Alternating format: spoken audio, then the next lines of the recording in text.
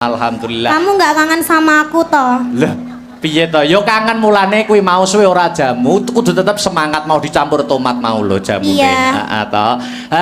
Berangkat dari rumah tadi? Berangkat dari rumah. Oh, sebelum ini tadi nggak ada pentas di mana gitu? Nggak ada. Oh, dari rumah berangkat jam berapa? Jam 4. Tetap semangat toh, Dik. Semangat. Tuntutan seorang seniman itu memang seperti ini, ya toh. Iya. Seniman itu mempunyai kewajiban nyenengne wong akeh. Terus, ndang, karo ngomong dang. Tur iki yo beda karo biasane. Bedane iki ora sewengi. Oh ngono Jadi iki acara instansi panyuwun saka panitia ya ngono. Jane ya iman nggawa alat akeh-akeh kaya ngene tekan nganjuk ning ora sewengi, ning ora apa-apa, malah enteng aku. Ayo. Iyalah. Mula ayo iki sing dianti-anti wis dadi bukti, sing diantu-antu kudu lumaku. Bintang tamu saka Kota Tahu Kediri, ya ta? Dik Niken Salindri diaturi jumeneng. Sepotono sing gumyak digawe pemanasan Dik Niken Salindri. Mas Tris, ayo digarap sak jose. Terus.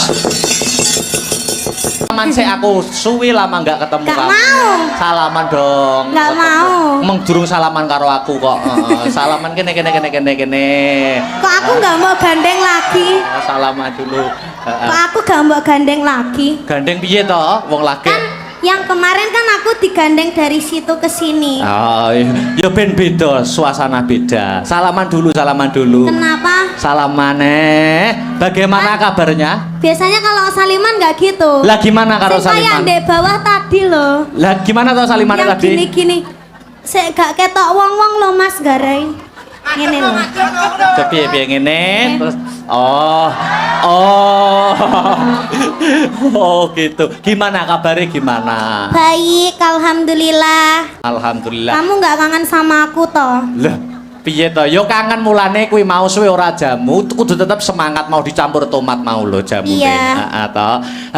Berangkat dari rumah tadi? Berangkat dari rumah. Oh, sebelum ini tadi nggak ada pentas di mana gitu? Nggak ada. Oh, dari rumah berangkat jam berapa? Jam 4. Tetap semangat toh, Dik. Semangat. Tuntutan seorang seniman itu memang seperti ini, ya toh. Iya. Seniman itu mempunyai kewajiban nyenengne wong akeh. Terus, ndang, karo ngomong dang.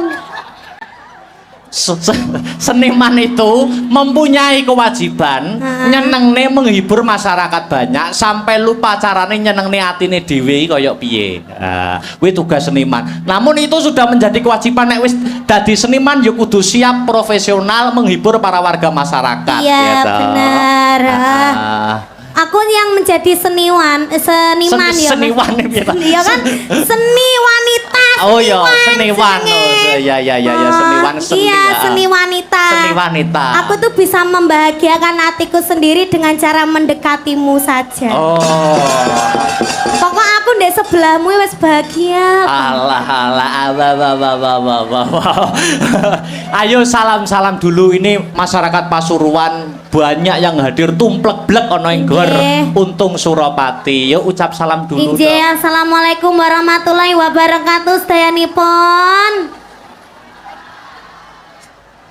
Alhamdulillahirrabbilalamin. Tumplek-blek meskipun cuaca hari ini agak hujan deras. Aku ndek Mas ketrocoan peng bolak-balik Mas. Oh ngono? Iya dadi ki ning kene iki duduk keringet. Apa udan? Banyu udan. Oh. Iya, ning enggak apa-apa tapi Masya Allah subhanallah ini benar-benar sangat banyak sekali ini penontonnya.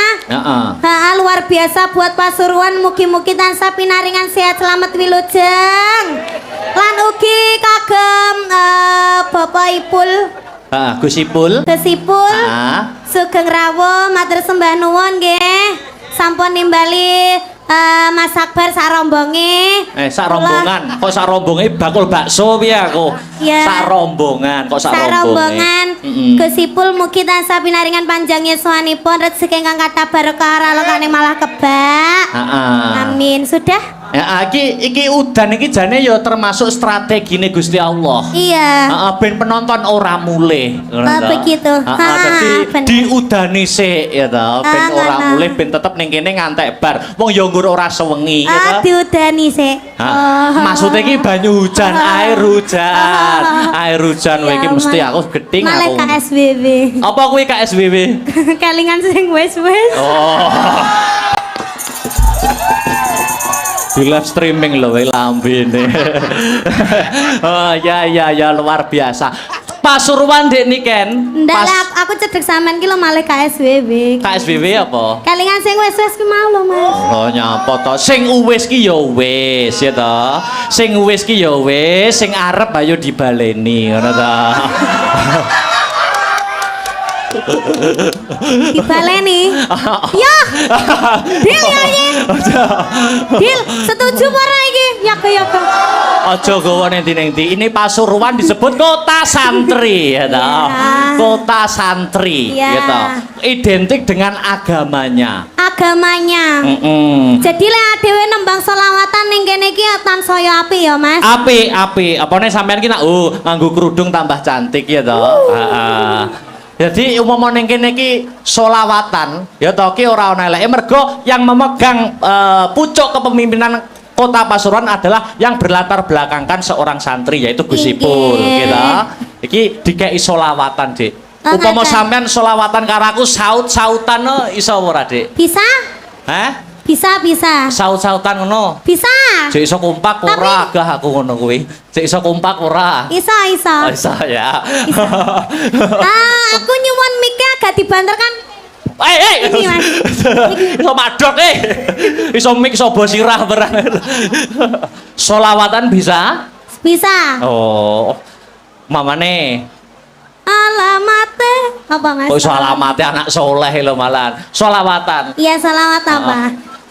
Salatullah salamullah ala toha rasulillah Salatullah salamullah ala yasin habibillah. Kok pinter men jane adike sapa?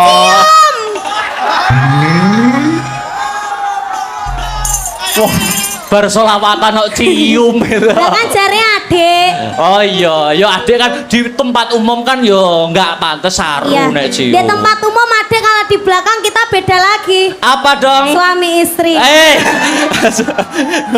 Urang. Upama di nganggo syair bisa pakai syair saut-sautan gitu ya? Bisa, ya Pak Guru. Oh iya, momo. Ini apa Pak Guru? Sopo mesti kayak gini iki? Ngawur. Lah aku mau nginceng itu wayang 18 plus. Kamu nggak boleh lihat. Syairnya bisa? Bisa. Pamane ana kayu digawe apa? Ana kayu digawe omah. Omah gede omahe sapa? Omah gede omahe Gus Ipul. Aduh. Kok pinter men adike sapa? Napa? Hah? Bedet. Iki gething kowe angger cedak aku ngono wi lho, terus bedat dhewe ngono wi lho. Masa ono dadak leren tak bedatke anu. Ayo dilanjut bisa? Bisa? Bisa. Itu tadi kayu, ta? Kayu. Ana dompet digawe apa? Ana dompet go ada duit. Duit akeh duwite sapa? Duit akeh duwite Gus Ipul. Pak, nyuwun Pak. Hei! Kok apa-apa Gus Ipul mumpung ketemu beliaunya kok ya. Kok ketemu Gus Ipul sing diapi-api ya Gus Ipul, soalnya sing nimbali ya Gus Ipul.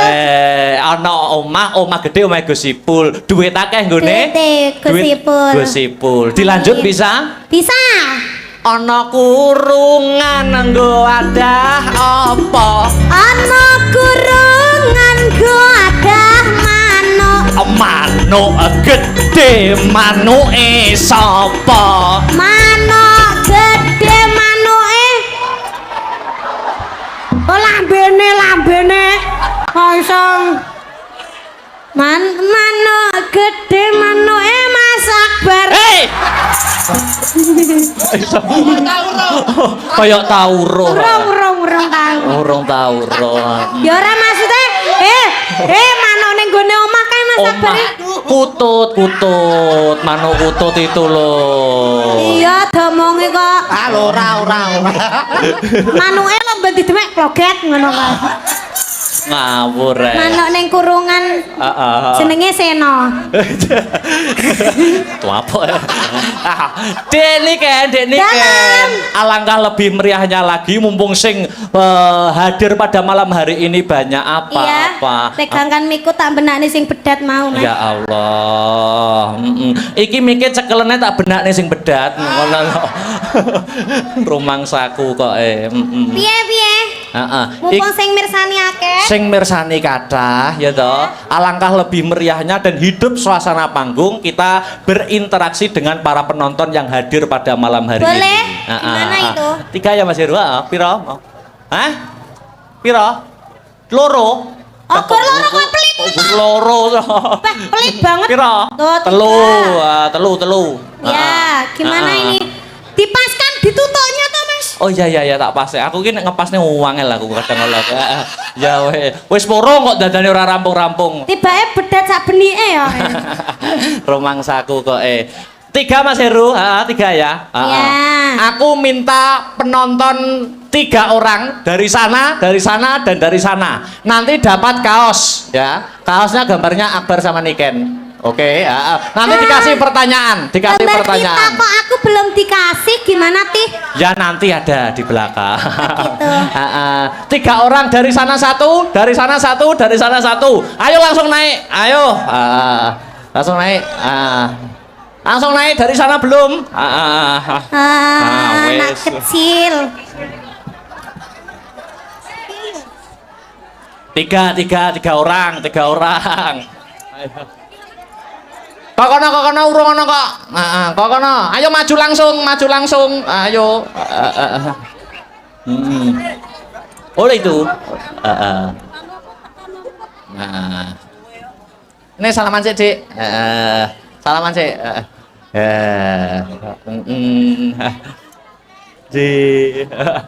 Dik Niken sik benakne ora apa-apa. Perkenalan dulu.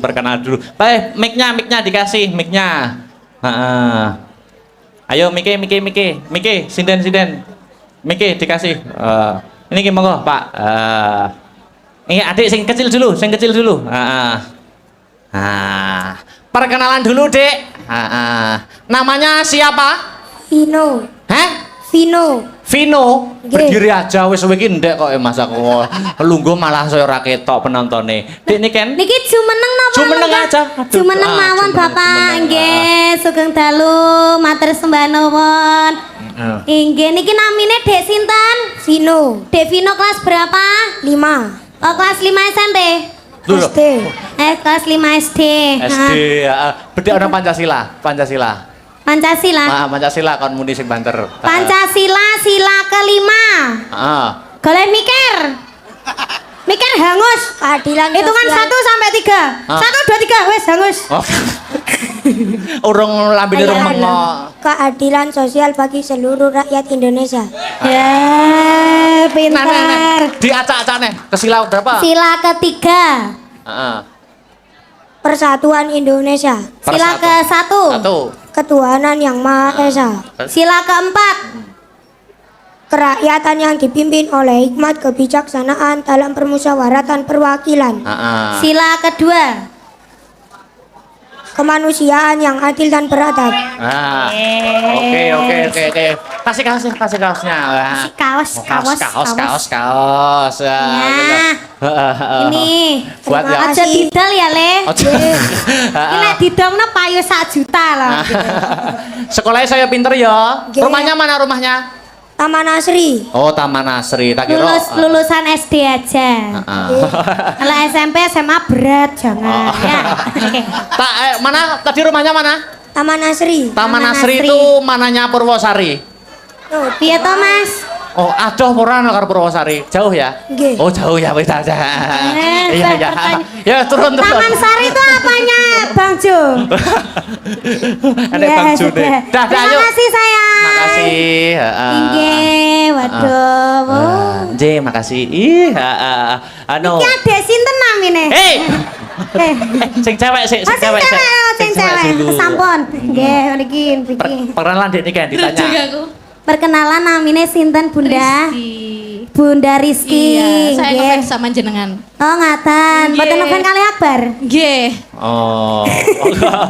Dari mana, Mbak Dari Rizky? Pasuruan aja. Pasuruan aja. Nggih. Nama lengkapnya siapa? Rizky siapa? Rizky Hartini. Sekarang kerja. Enggak, Oh. rumah tangga. Oh, ibu rumah tangga, luar biasa. Wes saiki bedane sing gampang wae Dik niki. Sampean. Tak bedheki, ya ta? Nama lengkap kuwi sapa wis? Aku isa, Mas. Joro. Muhammad Ah, Raden Ayo. Akbar Syah Alam. Ayo cek kewalik wis. Keliru. Keliru, ayo diurut nih. Mau aku ora urut ngono kuwi. Heeh. Ayo, sapa? Raden Heeh. Terus? Raden Muhammad Ah. Akbar Syah Alam. Raden Muhammad Akbar Sahlam. Bener. Rumahku mana tuh? Rumahku mana? Nganjuk. Nganjuk, ya udah. Kasih Mas Heru. Salah. Lan di omahku. Kediri. Oh, nggih, bakale. Nggih, amin. Kaos ya ki. Oh, penak to. Wis to penak. Heeh. Inggih. Makasih. Yang terakhir. Selamat malam, Markus. Sapa jenenge Markus? Tikus. Hei, Aduh teko Surabaya.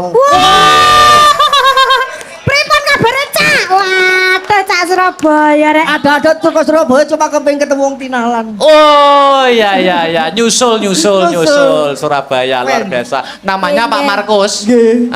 Aku sing bedheki ya Pak ya. Go. Surabaya kudu iso lho saiki ya. Nggih. Dukun bayine Surabaya sapa? Ate. Sak menika kathah Kang Mas. Oke ya. Oke. So- Nasi goreng terfavorit di Surabaya nasi goreng apa, Bapak? Nasi goreng babat. Ada lagi. Asin, goreng asin. Yang paling favorit di Surabaya itu kalau nggak salah nasi goreng jancuk gitu. Ya jajan. Ya, ada Mas. Kuwi tuku terus bisui ngono to. Bapak Markus dari Surabaya. Nggih, saking Surabaya gubung. Gini aja Pak, pertanyaannya gampang. Sebutkan 7 nama wayang sembarang pun. 7 nama wayang. Ayo, sembarang wis. 7. 7 aja. Ayo. Gareng, Bagong, Semar, Petruk. Papa kaya diurutne penak men. Malih. Telu kurang telu. Kurang telu. Narodo. Narodo kaya adoh men. Togok. Togok karo Markus. Karo Sengguni. Sengguni 7. Oke, kasih Mas Heru. Si tak foto Matur sih. sembah Oh iya nuwun, iya Bapak. tak. Awah. Kalah karo Pak Makrus aku. Makrus ya apa? Loh, apa ki?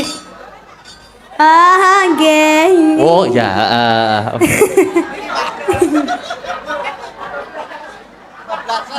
Oh, kebablasan. Saliman wae sampai diting lho aku Mas.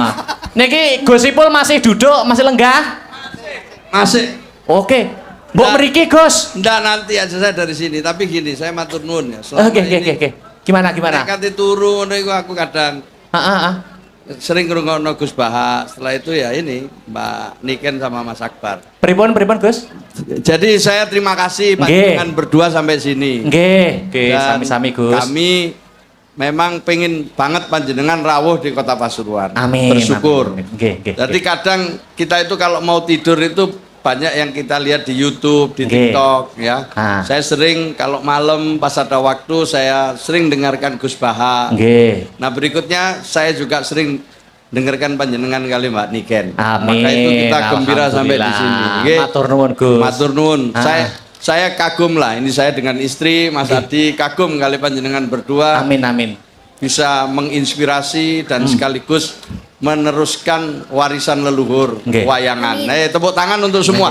Mungkin ada nasihat Gus Dah. untuk saya dan Mbak Enggak, Niken. ini Nggih. muda-muda semua ya, sindene yo Nggih. nom-nom, Nggih. wareng gono nih ora nom-nom kabeh. Nggih, nggih, nggih. Saya terus terang terharu gitu loh. Nggih, nggih. Pokoknya seneng tok lah sini wis. Nggih, nggih. Monggo. Nggih. Kenapa? Mboten Ini terus nek Nggih. nasihati wong loro kapan-kapan tak nasihati khusus. wadah lagi aku mundur. Cuman begini Mas Akbar. Nggih, terus pundi Gus? Ceritakan sedikit sebelum Mbak Niken, habis ini kita minta lagu lagi ya. Ya. Ceritanya opo iku mau sing sampean ini. Saya sering nonton wayang, saya suka sekali wayang tapi tidak semua saya ngerti. Ya. Lakon dalam wayang itu. Nah, iki mau apa ini yang panjenengan pembukanya ini tadi apa? Ini Tentang kisah apa? potongan kisah serial Angling Darmo, Gus. Nggih. Yang sudah digarap, gitu. Nggih. Angling Darmo adalah seorang raja dari kerajaan Malowopati. Ya, terus mengikuti sayembara di pertapan Giri Kencono.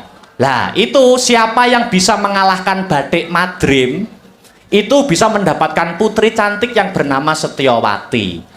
Tapi di sisi lain Batik Madrim mengadakan sayembara itu niatnya bukan untuk laki-laki pilihan yang terbaik untuk si Setyowati adiknya, tapi Batik Madrim mengadakan sayembara itu tujuannya agar tidak ada laki-laki yang melamar Setyowati, karena pada intinya Batik Madrim dan Setyowati itu ada hubungan asmara. Tapi tidak sepengetahuan oleh orang tuanya si Setyowati dan Batik Madrim yang bernama Resi Manik Sutro. Kurang lebih seperti itu, Gus. Iya. Nah, Engko akhirnya piye kira-kira? mangke dipirsani mawon. Oh, siap. Oke. Untuk Mbak Niken. Nggih. Saya ngikuti Mbak Niken mulai masih sangat kecil sekali ya. Nggih, matur Tapi sembah sekarang nuwun. tumbuh dengan cepat dan sekarang menjadi salah satu yang apa ya, populer di Indonesia. Nah, saya sama istri mau ngundang lagi berdua nanti halal bihalal ya. Amin. Amin, Pak. Matur nuwun wis, lanjut. Saya di sini ngikuti terus. Oh, siap. Sampai selesai. Kula tunggu lho Gus, menawi dipun undang melih, menawi dipun napa niku ken wayangan kali Dek Niken kula tunggu nggih Gusipul. Nggih. Menawi anu, Halal bihalal. Kula samar nek batal napa dipanjeri sakniki napa pripun? Beres. Aman. Siap Ya. nggih. Niki lanjut lagu-lagu Dek Niken nggih. Nggih, lanjut Nggih, Mbak Niken dulu. Cek Lagu yang lagi spiral Dek, viral. Lamunan Dek. Niki permintaan dari Bapak Saifullah Yusuf Nggih. Gusipul. Digarap musik wae ben meriah. Heeh. Siap. Lamunan nggih Dek untuk menghibur para warga masyarakat ana ing Pasuruan. Maju enggak apa-apa. Minta maju. Oh, Monggo, apa-apa. monggo. Los mawon nggih. Los dol. Nggih. Amit nggih. Dek Victor. Ngeten. Nyuwun sewu nggih, Gus. Nggih, monggo. Jane ning kene yo ketok. Ndak puas. Enggak puas. Ya. Lamunane niki versi gamelan nggih. Musik mawon Dek. Bedhe nyawer to, Pak? Ora to, Pak. Engko lagi gamelane bar iki musik wae. Heeh. Ya. Oke, monggo. Nggih. Indri. Tetap di situ, Dek, tetap di situ. Gosipul. Nggih. Mohon anu Monggo Gusipul. naik ke atas mriki Gus, kula badhe wonten kenang-kenangan kalian panjenengan Gus. Jenengan maju nggih. Nggih. Mriki. Nyun sewu.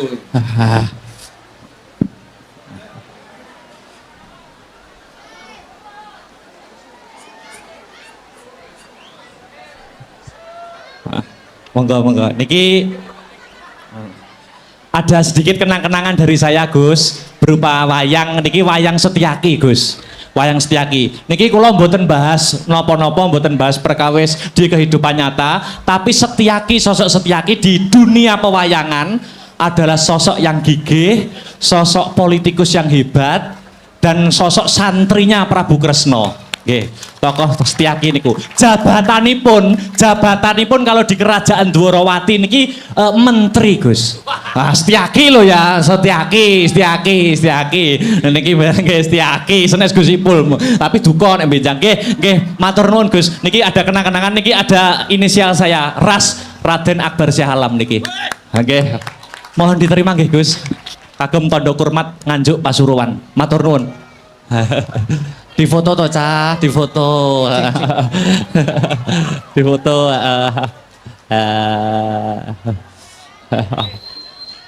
Nah, oke, nyun. Hah? Oh itu ya. Oh foto. Oh, oke oke. J. Mereka yo.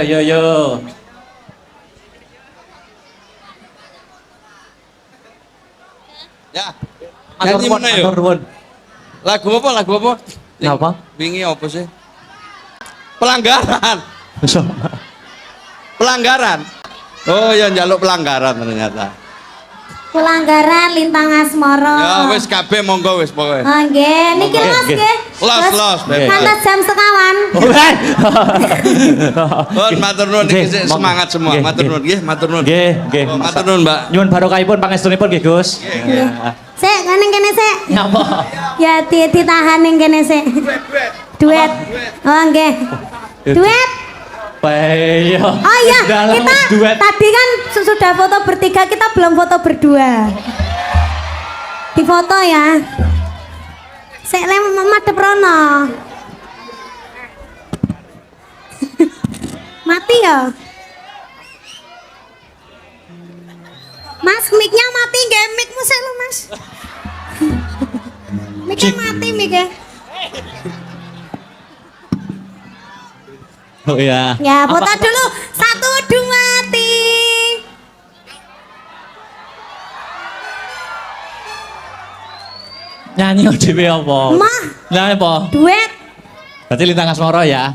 Ya wes. Oke. Yo terakhir duet yo, terakhir yo. Oh, terakhir toh. Yo aja akeh-akeh iki. Pinates sak jame. Ayo Lintang Asmoro yo.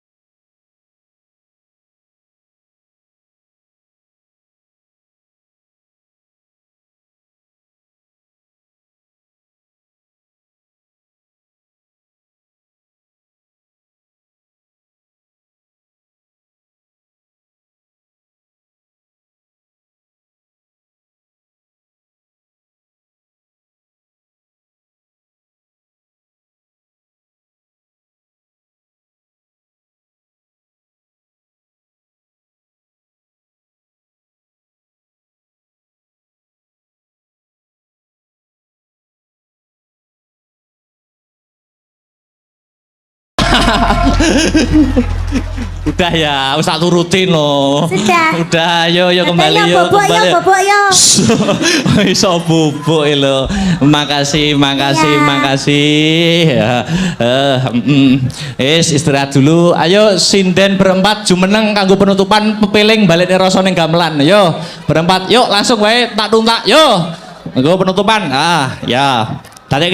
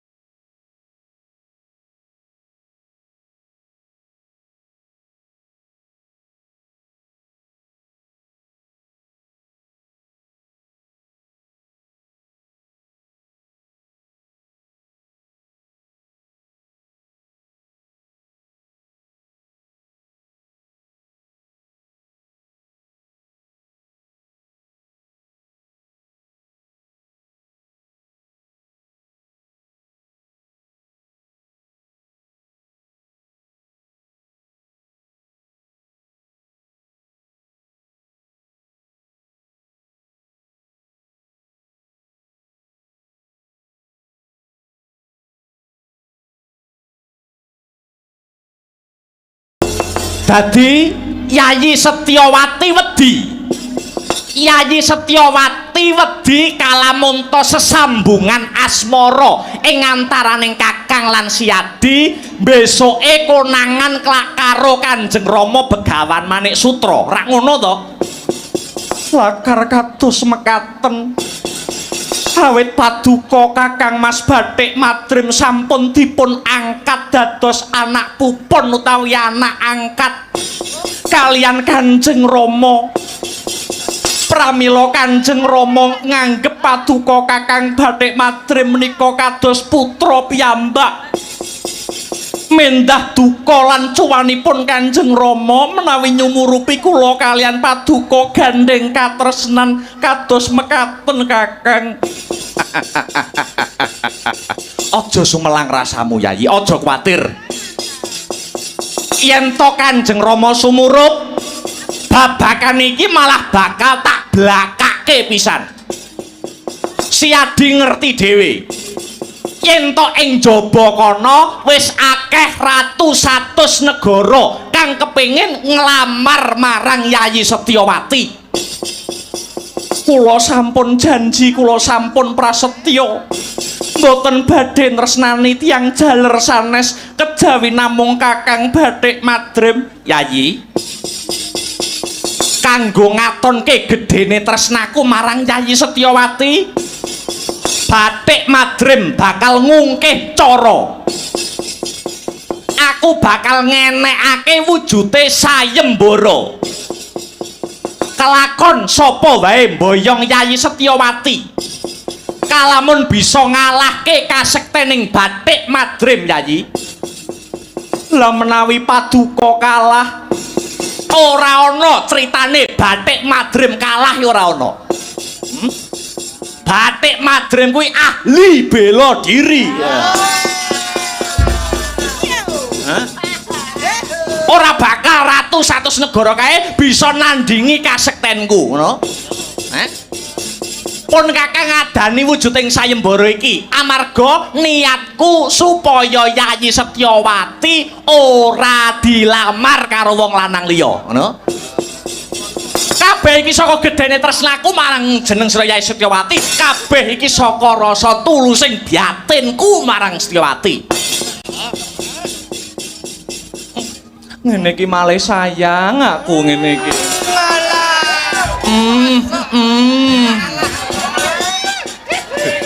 Kok nyosor ae.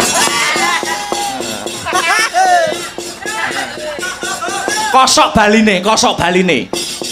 Yayi Setyowati apa bakal nglincati janjimu karo Bathik Madrim? Paduka sekseni ucap kula. Menawi kula nglincati janji utawi Setyowati menika nandhang wirang ingkang wujudipun menapa kemawon, becik kula entengaken pejah kula badhe lampus diri manjing wonten segara geni Kakang.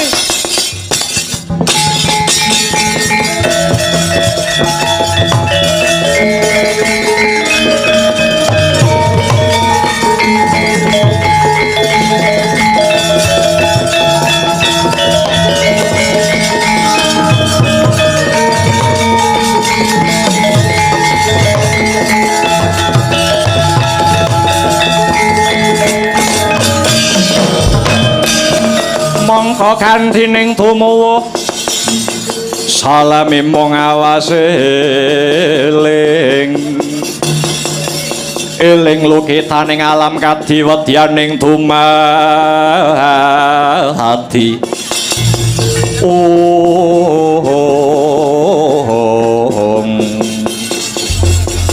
Pranyata tulus tresnamu marang pun Bathik Madrim. Yayi, aja kuwatir. Babakan akehe ratus-atus negara sing bakal nglamar Setyowati, Bathik Madrim sing bakal nandingi. Amung pandongane Yayi Setyowati kang tak jaluk. Sapa wae sing boyong lan ngukup Yayi Setyowati yen bisa ngalahke Bathik Madrim. Seladyanto kuwi satriya tanah Jawa.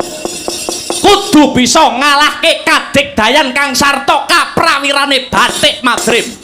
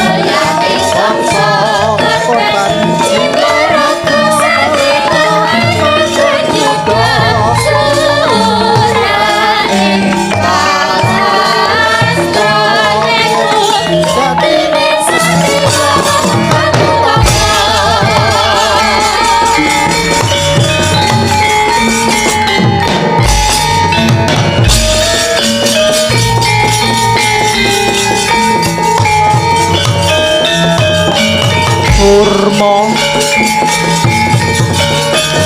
ya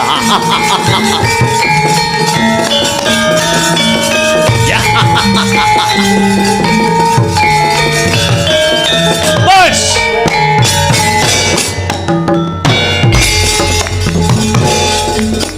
apa nyoto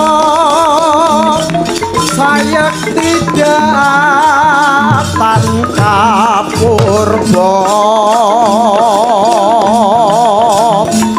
dening manungsa ya Setyawati oh kowe ning endi Cahayu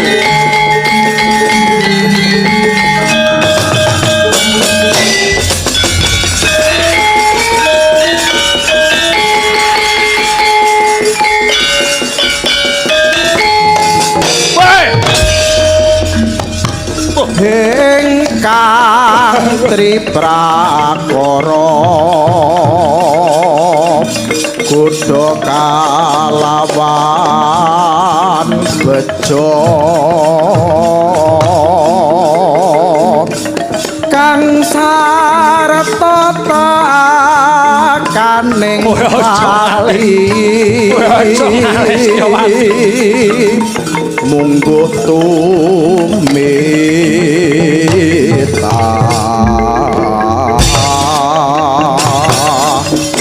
muhung dermong lakoni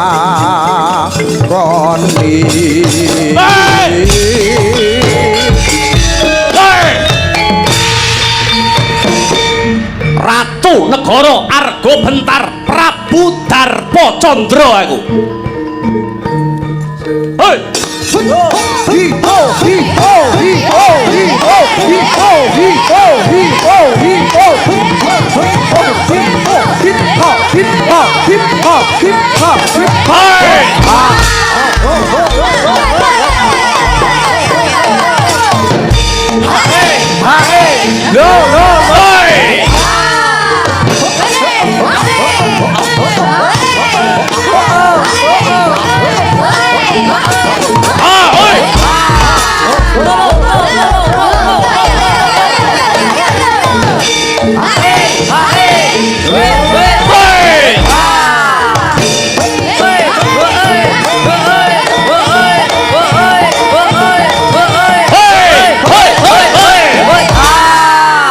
golek pasaran ning Pasuruan Ayo kita, ayo. Hei. Yo. Hei.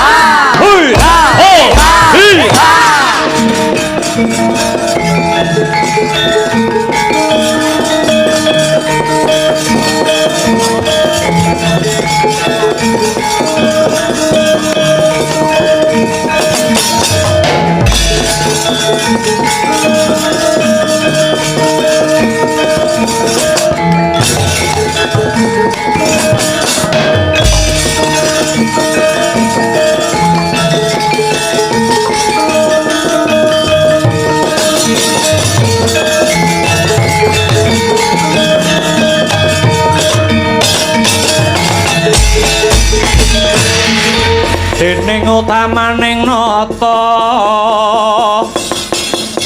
berbudi pawalak sono lire berbudi mangkono lila legawa ing driya hangga ganjar saben dina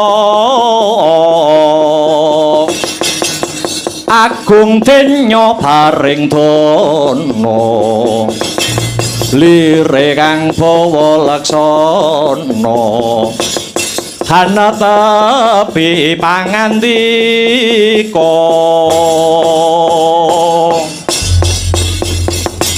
bojleng iblis laknat podo jek-jekan kece wali kece sadat setan wali kobra. Aku Prabu Darpo Condro saka negara Arga Bentar. Hei bocah Tumenggung sing ning ngarepku iki jenenge sapa? Nami kula Tumenggung Sudirgapati. Ning ibu kula nyeluk kula menika Darwin. Piye? Nami kula Tumenggung Sudirgapati, ning ibu kula menika nyeluk kula niku Darwin. Lho, kok dijenenge Darwin kuwi apa ana maknane? Wonten. Maknane Darwin cilikan kula menika isone nggur dahar turu karo kanca-kancane.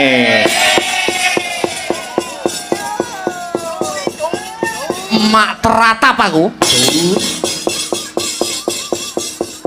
Sing ning nguri guys jenenge sapa? Nami kula pun Tumenggung Srengga Bajra. Srengga Bajra. Nggih. Kowe ya dikei jeneng karo ibumu sing beda apa ora? Nggih. Sapa? Srenggo Bojro alias Sudakir. Sudakir ki apa? Suka dahar kirik. Oh ngawur ya. Haram. Kene iki kutha santri ngono ya.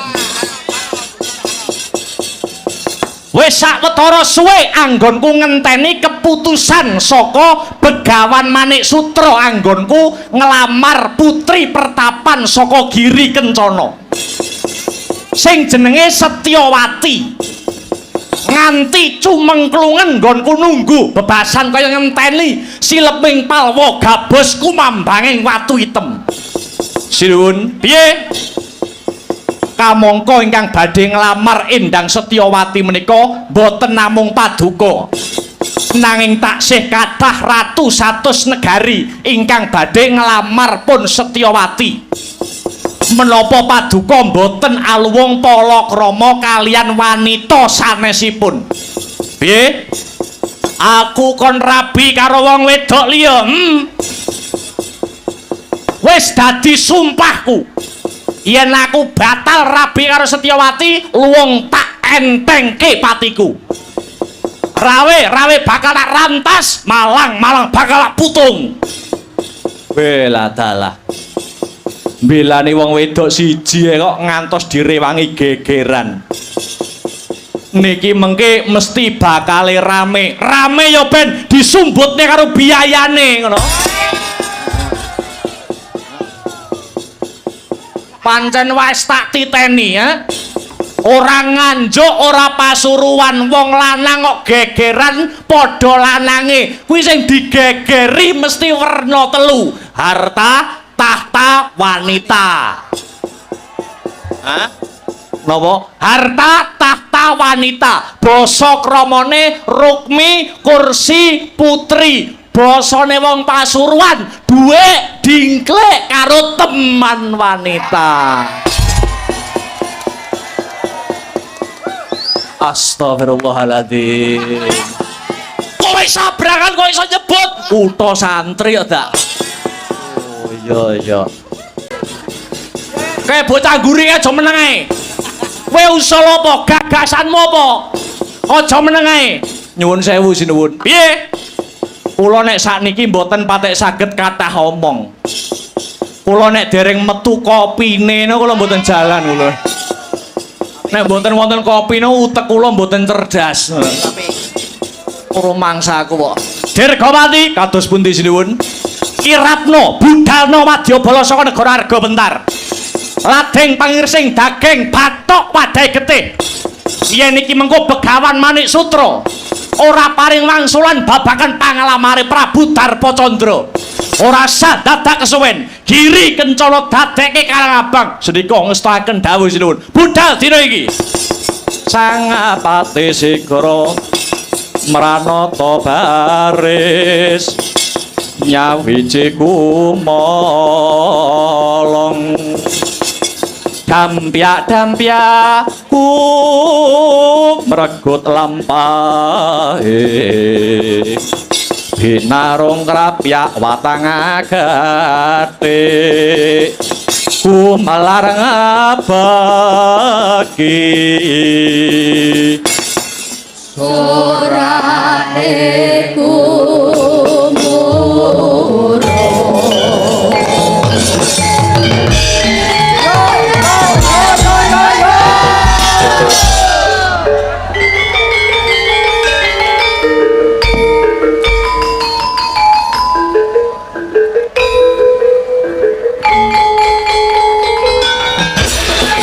Sorae rame gumuruh binarung tambur ngangberi suling slempret sesauran minangka cucu ing baris budaling prawadyabala gumregut ganya lumaris.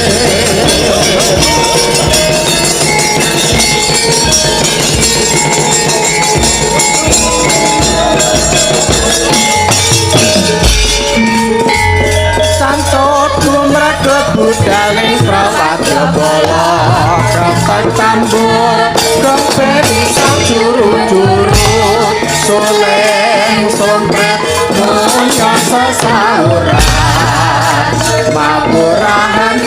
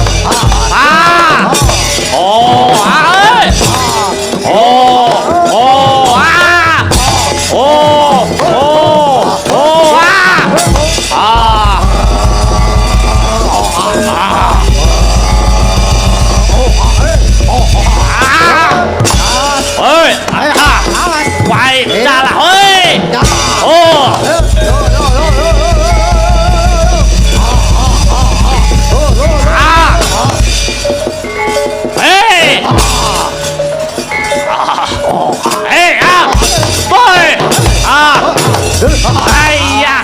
Wah. Oh. Aduh, coba yung aku. Alat. As. Oh, ayah. Ayah. Weh, ah. Oh,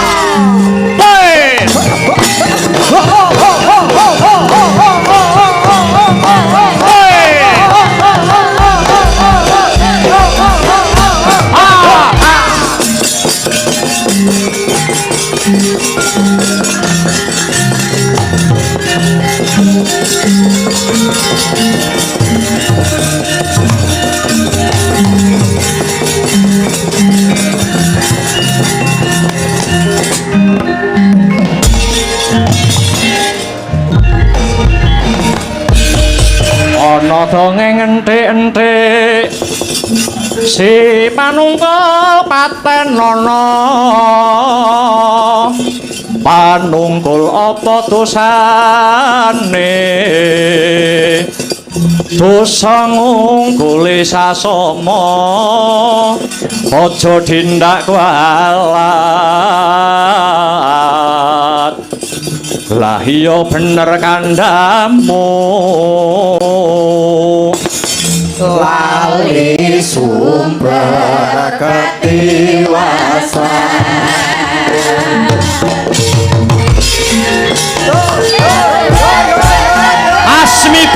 Mas miber panonku pating kalebyur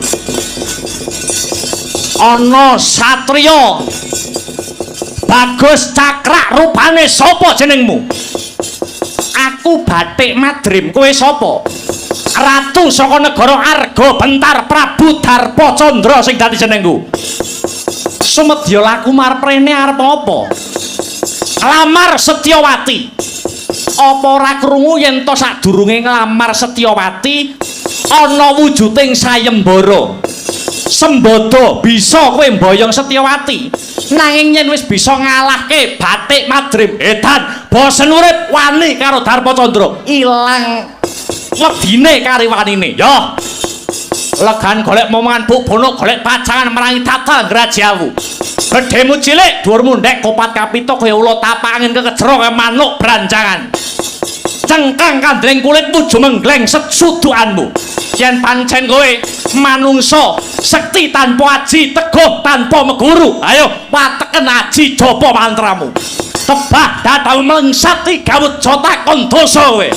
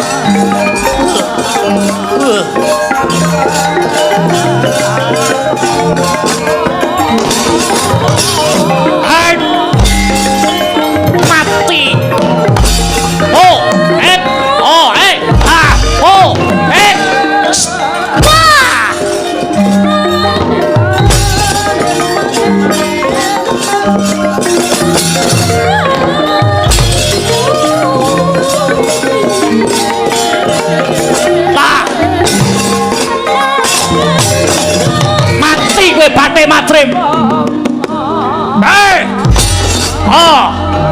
Baik. Woi. Ah. Ah. Ah. Hoi. Hoi.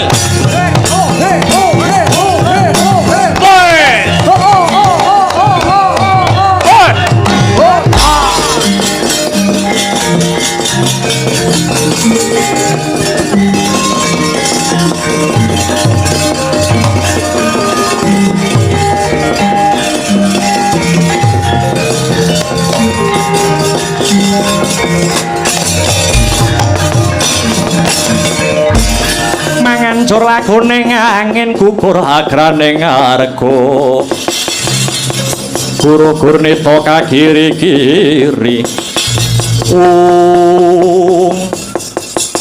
aja gembelo aja kemlinti sirahmu kowe Prabu Darpa Candra saka negara Arga Bentar kelakon tak tibani panah tak tibani jemparing kendang kapracondang ilang nyawamu Prabu Darpa Candra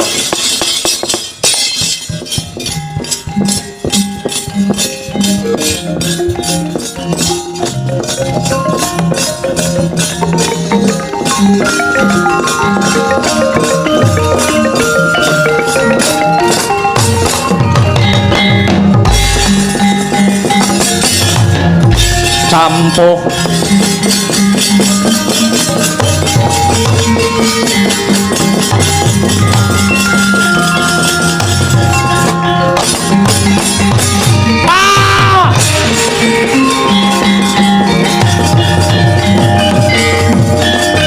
mati aku toh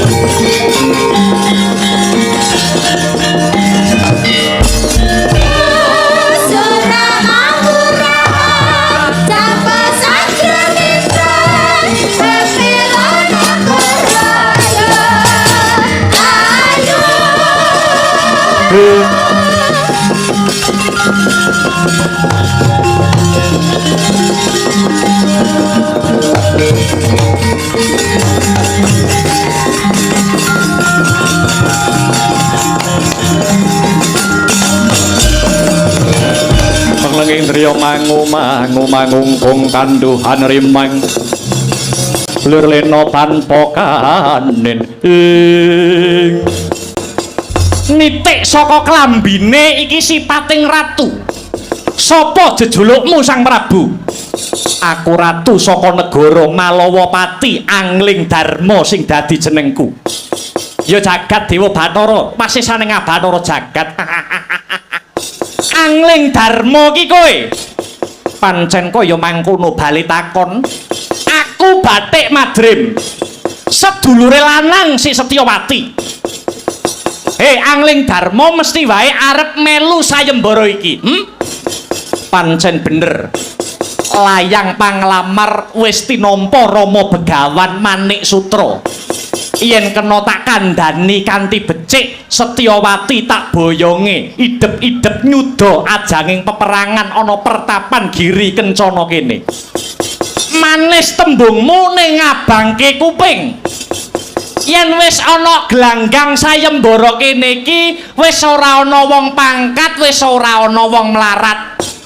wis ora ana wong kraton wis ora ana wong pendhita anane mung lanang karo lanang yen Prabu Angling Darma jireh getih wedi mati luwih mundur timbang dadi gotongan njogeta tak kendangi kowe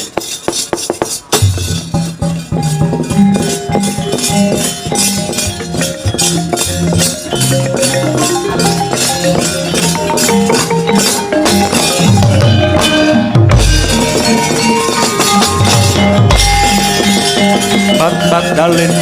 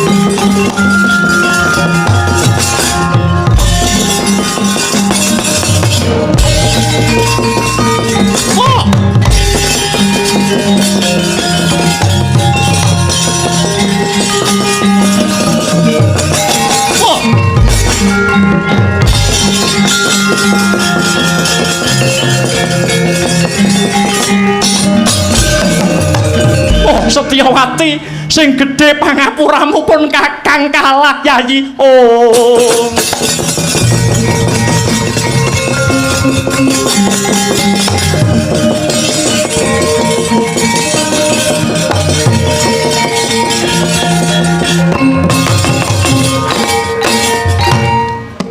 Aku rak wis kandha. Aja sumbar mendak aber. Aja sombong mundak keceglong.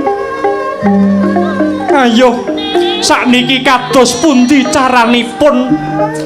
Kamangka Setyawati sampun sumpah, Setyawati sampun janji. Mboten badhe ngladeni wong lanang liya kejawi namung Kakang Bathik Madrim. Nyatanipun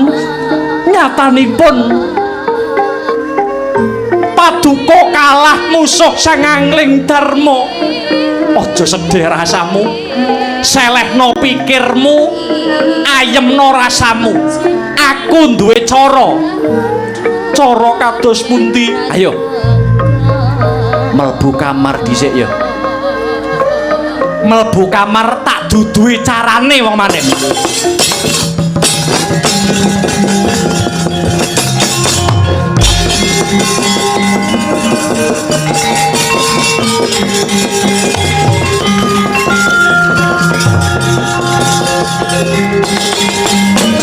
Ocap Gyo andon asmara risang kekalih geter rasane awit ngenya badhe pepisahan. Saderengipun pisahan den sok den suntak raos welas asihe antaraning jaler lan estri. Ibarate kumbang kang nyesep sarining kembang. Sarining kembang den sesep-sesep satemah antuk jatining pemarem. Sak rampunging andon asmara Bathik Madrim wis duweni cara kang pratitis.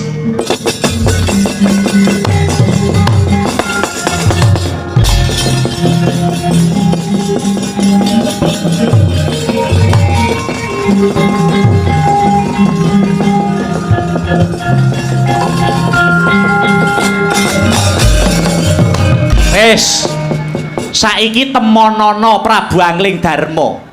Omongno apa sing tak omongne mau. Kabeh mau siasatku, kabeh mau carane Bathik Madrim supaya tresnaku lan tresnamu isih bisa tetep lestari. Sakniki, iya no saiki no. Mboten keramas riyin, ora usah. Wis nanggake.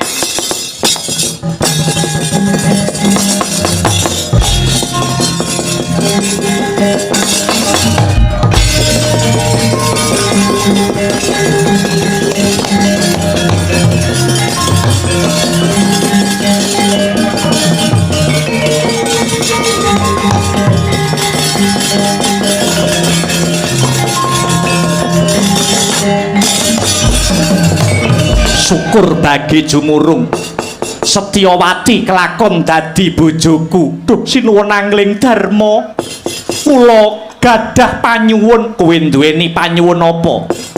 Kula namung nyuwun setunggal. Gandeng kula menika awit alit tansah tinunggu kalian Kakang Bathik Madrim. Pramila kula mboten saged pisah kalian Kakang Bathik Madrim. Panyuwun kula Setyawati kaboyong wonten Malawapati kedah bebarengan kalian Kakang Bathik Madrim. Yo, panyuwunmu tak turuti. Jernyatane aku gelem nampa kowe mesti wae yo gelem nampa sedulure. Malah kakangmu Bathik Madrim kelungguhan iki bakal tak dadekne patih ana negara Malawapati kanthi kekasih Patih Bathik Madrim.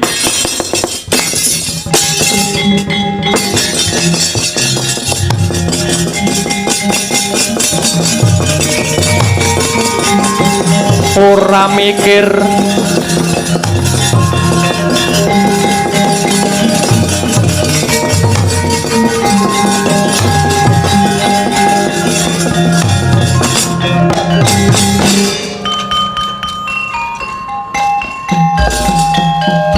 Bangsa, bangsa, bangsa, bangsa, bangsa,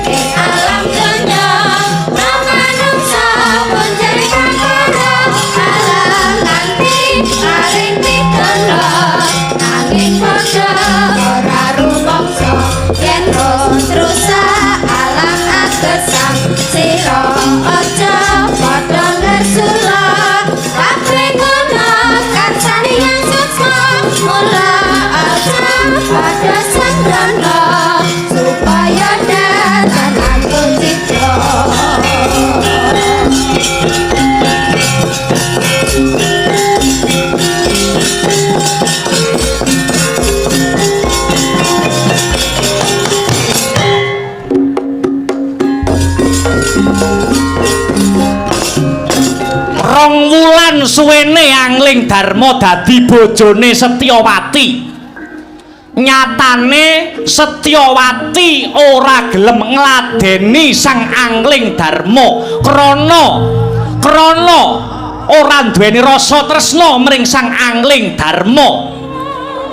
Ucap sang Setyawati ngutus sang Angling Darma supaya goleki buron alas ana ing tengahing alas. Sejatine Setyawati ora kepengin babakan Satuwana, nanging punika namung sanggit rungsit pangreka daya supados Angling Darma ora ana sajroning kraton.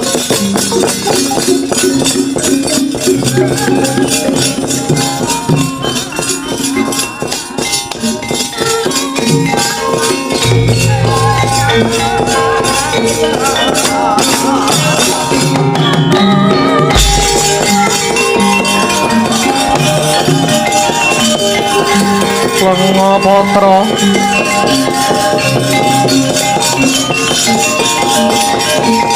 niki kersanipun kados pundi Ndara Angling Darma. Tutna sak lakuku Kyai, panjenengan ingsun bakal mlebu ana ing alas goleki Satuwana buron alas bakal tak pikut sun gawa ana ing negara Malawapati. Kabeh iki mung kanggo nuruti pamintane garwaku Yayi Setyawati. Kula namung tut wuntat lampah paduka Ndara Parunana Windanana ora bakal bali yen durung kasemdadan ing sedya. Sumangga kula dherekaken, Gus. Sikra kang kala tumingal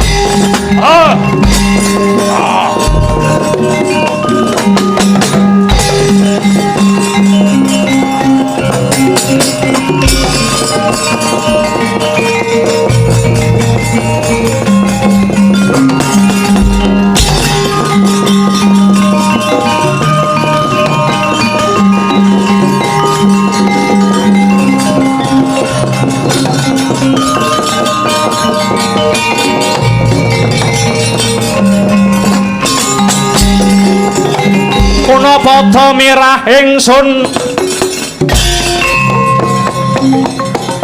Katen pas mongkong mijil tubuh dahan panpokaryo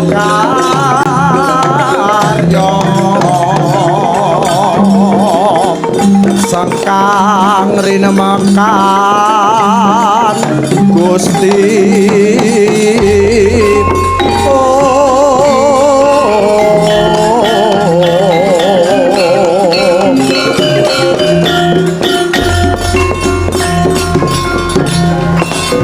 Ya jagat dewa Bathara ya jagat pramudita mboten dugamana kula saged kepanggih kalian sedulur tunggal pegurun kula Paduka Sang Angling Darma inggih Kakang Nagaraja winantuing sami-sami mumpung kepanggih kalian Andika Sang Angling Darma kula badhe sambat kalian Paduka Sang Prabu.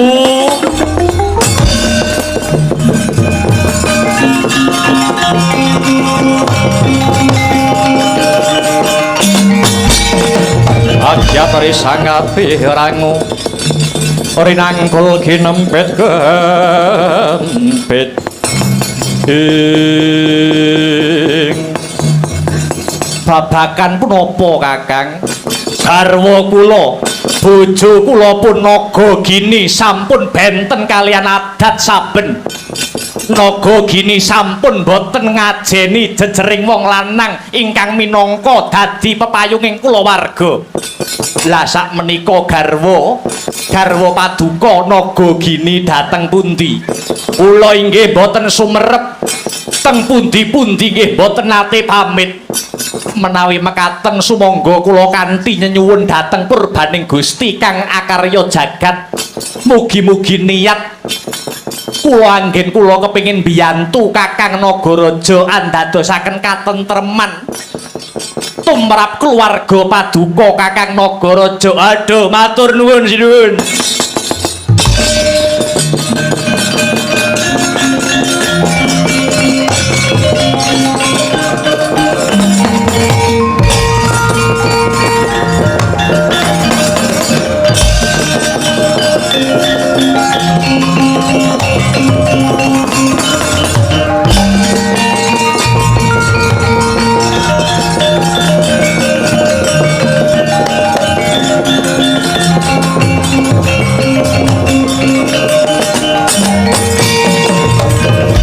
Malane ngarat legeteking jagat gelah-gelahing bumi panuksmaning jajelanat sukertaning bawana layak to layak Kakang Nagaraja mesgul atine tinemune kaya ngono tumindakmu Nagagini kae tak sawang Nagagini lagi tumindak selingkuh karo Nasmara kelawan Ula Tampar.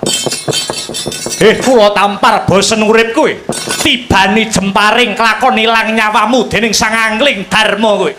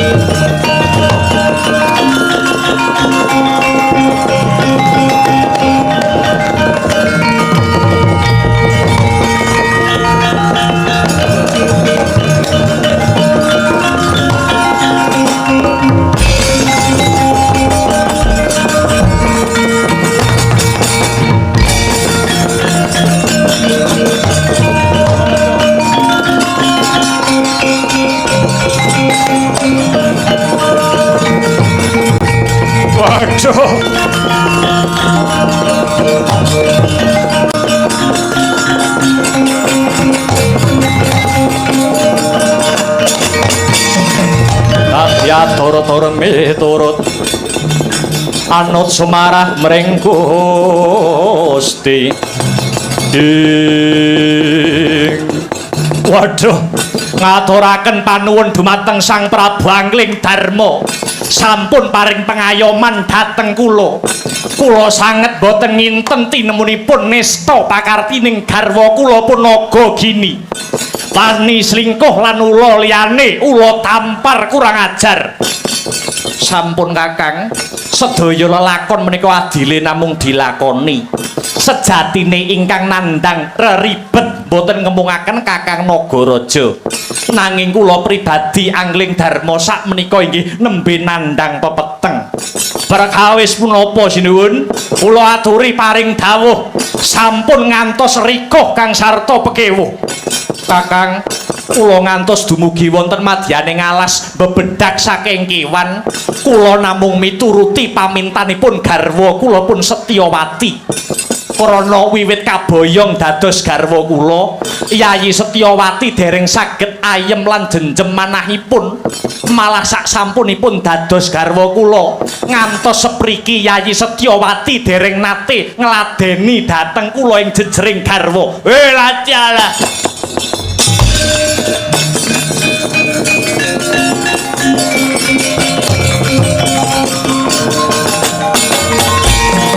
Waduh sinuwun, langkung prayogi cobidipun teliti kapribadenipun Yayi Setyawati. Awit paduka menika ratu kondang lan kuncara, dasar sugih tur wibawa ing sarira. Ewa semanten Setyawati boten purun ngladeni handika. Kula namung nyuwun pamuji saking paduka Kakang Nagaraja sinuwun. Awit paduka menika sedulur sak peguron kalian kula, menapa purun kula paringi cekelan sinuwun. Cekelan napa Kakang? Wujudipun Aji Gineng utawi Aji Sulaiman. Menika dayane paduka saged wawan pangandikan kalian saking kewan lan gegremet.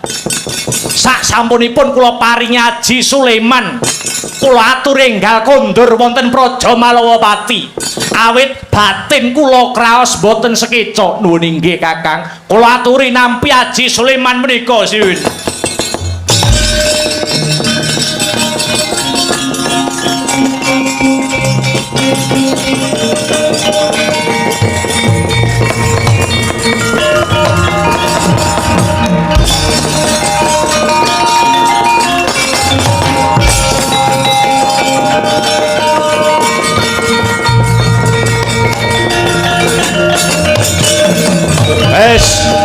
Saiki aku ora gagas bojoku.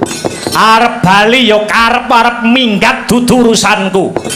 Saiki aku malah mesake marang nasibe sang angling dharma. Ratu Malawapati jebule nasibe padha karo aku. Yo, gandeng Prabu Angling Dharma wis bantu karo aku. Genti aku bakal bantu karo kowe Sang Prabu. Aku bakal bantu panjenenganmu nganggo caraku dhewe. Tak disiki lakumu tumuju negara Malawapati Sang Prabu.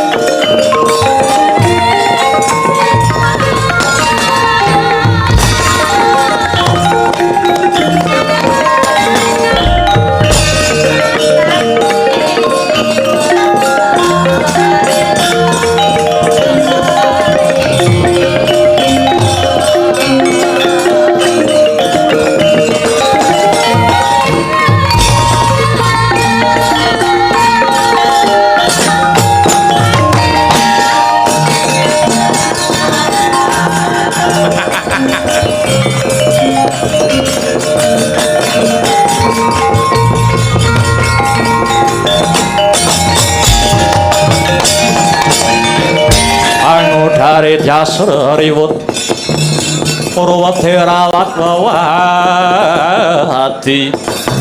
ing ngantos cumengklung menanggen kula nunggu Kakang bathik madrim kangen manah kula kalian handika Kakang madrim. Bojomu ning ndi bojomu? Dalem. Bojomu ning ndi? Dateng alas beburon satu kewan. Janjane sedaya niku namung reka daya kula supados kula saged endha ngladeni sinuwun angling dharma. lan wonten wanci ingkang mironggan kagem srana cecaketan kalian panjenengan Kakang Madrim. Kowe mesti kangen karo keringetku kowe mesti. Aja ngono aku gelo aku.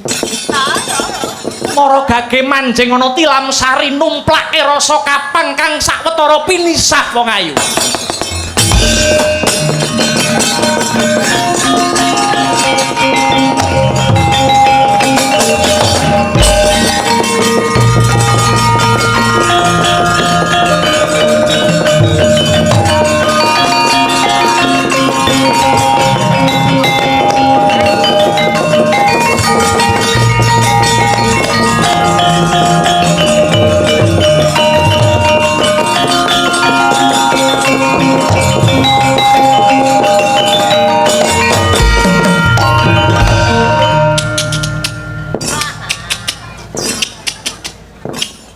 Wah, tabuhane bengi iki rumangsaku oleh kompak.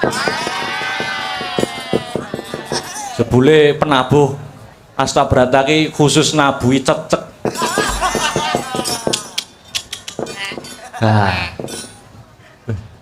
Nek ku nyawang apa kleru to? Lho, kae Ndara Setyawati. Wah, ora apa. Lah kok ngono kelakuane? Wong wedok kendho kembenmu kowe.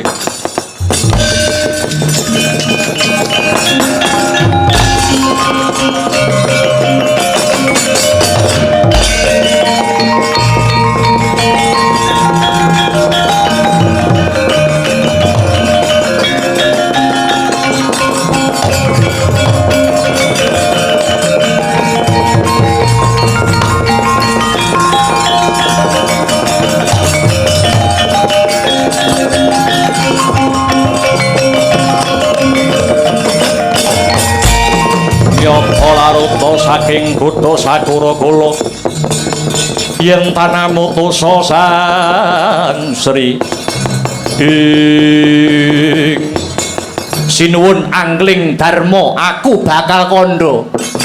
Aku ngejak omong panjenengan krana aku wis ngerti yen to panjenengan sumurut marang basaku. Krana sang angling Darma wis anduweni aji gineng utawa aji Suleman. Sajake bojomu Setyawati sing ora gelem ngladeni marang panjenengan krana ora karenan atine mbok pek bojo. Cangkemmu guneman apa? Sinuwun panjenengan kroyo-royo golek buron alas. Kabeh mau mung reka dayane bojomu supaya ora kok senggol ragane. Nganti mbok labuhi adus keringet ning nyatane sing kok labuhi picak atine. Saya elek tembungmu. Kowe nganggo dasar apa ngucap kang kaya mangkono? Sumurupa sang angling Darma. Bojomu ora tresnani panjenengan. Merga bojomu isih sambung tresna karo wong-wong sing ngarani kuwi kaya dulure dhewe.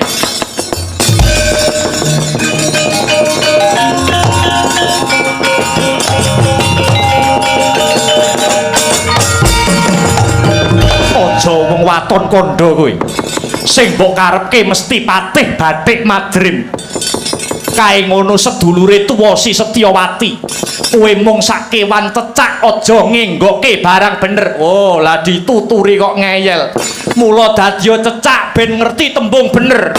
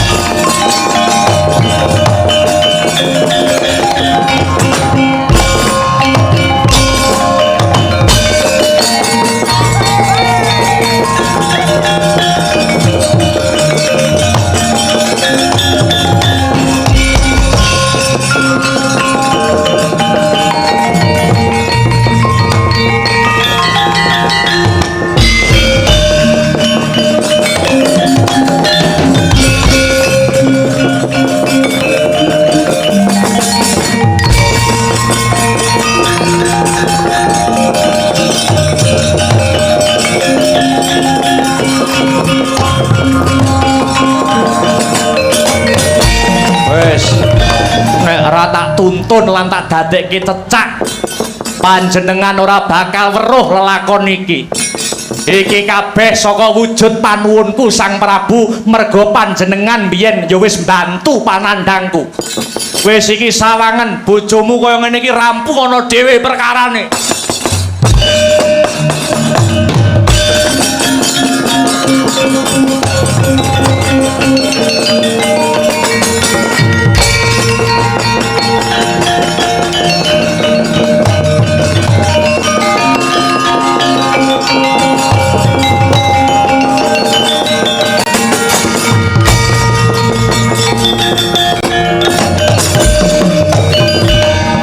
Setyawati. Oh.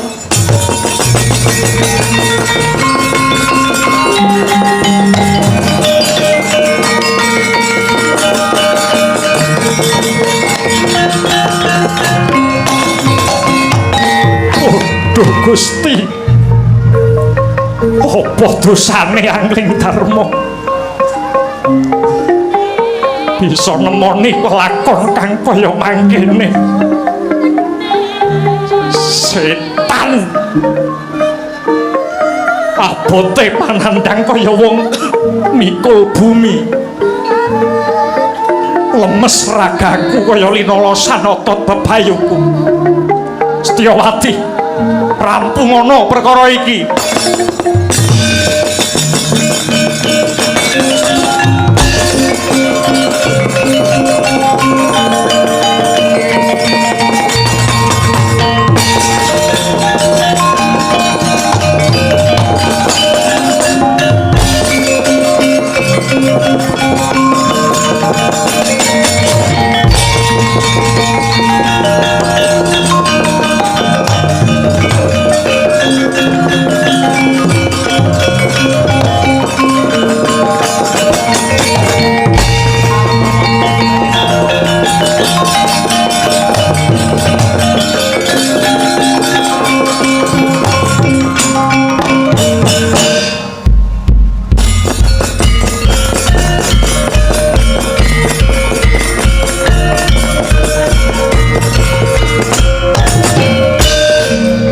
Punika tawarnane Begawan Manik Sutra kang lagya manekung mring dewane, kang den adhep muhung uruping geni, kang mangalat-alat kaya rambut Banaspati. Dasar den soki kalian mertega suci, gandane kayu garu gabrak tumanduk grana. Klomat kelamet latine Sang Manik Sutra, tansah hangidung suci mantra rahayu. Ucap ing tengah wengi kang sepi kedadak, langit ketutup pedhot ireng gembuleng katon peteng. Rembulan mus ora ngegra padange, barengi suarane pambaunge asu wajak. Wonten wanita jerit lampai suku geter saya abot nenggih punika Sang Setyawati kang ngrungkepi padane Sang Rama.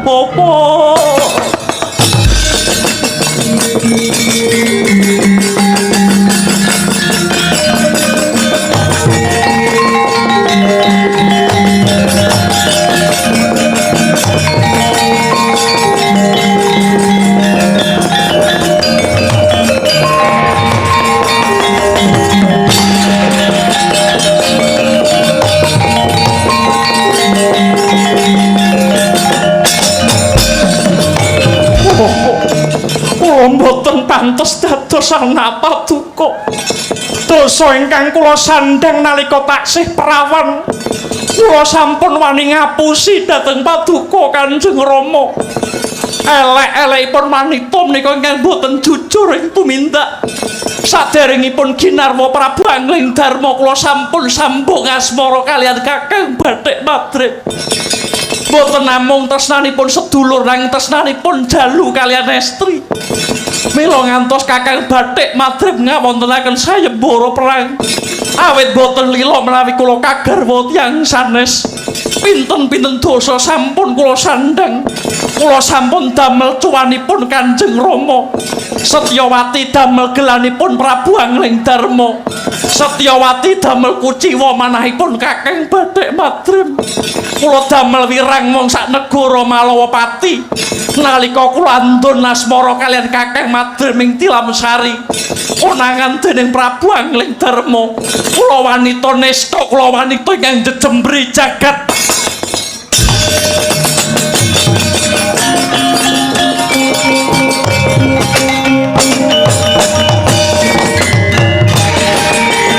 Yawati!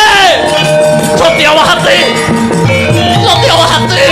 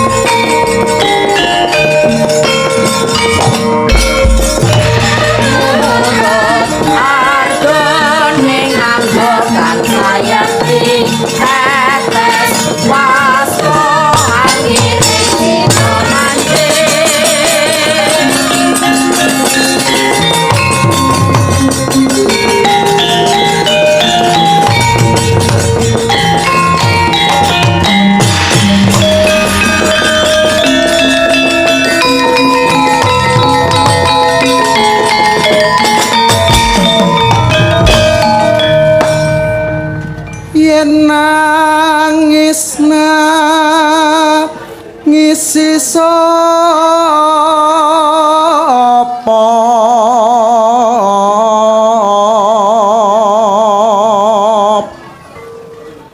kabacut tinggal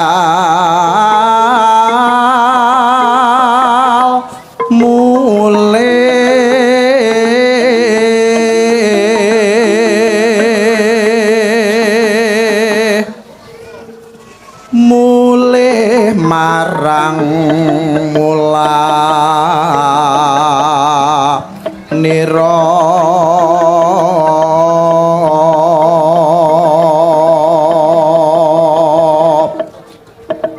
tangeh yen kelemop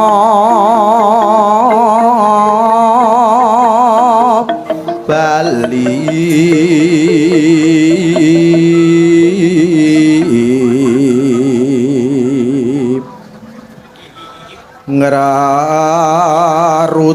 ngrarujit jroning ati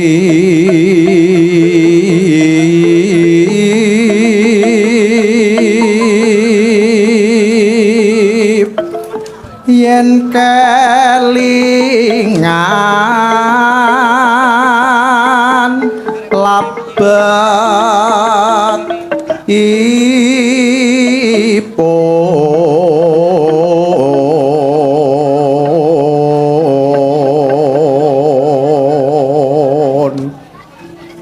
wala-walaku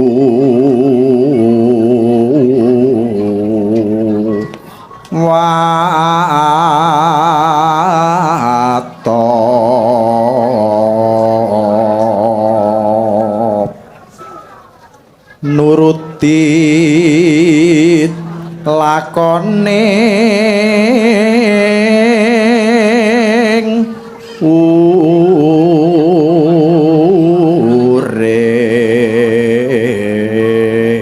urip heman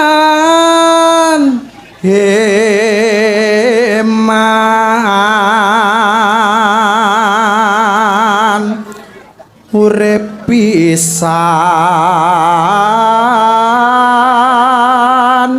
nggodhog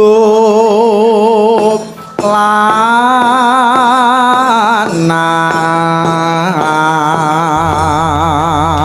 wonten lepat nyuwun ngapunten.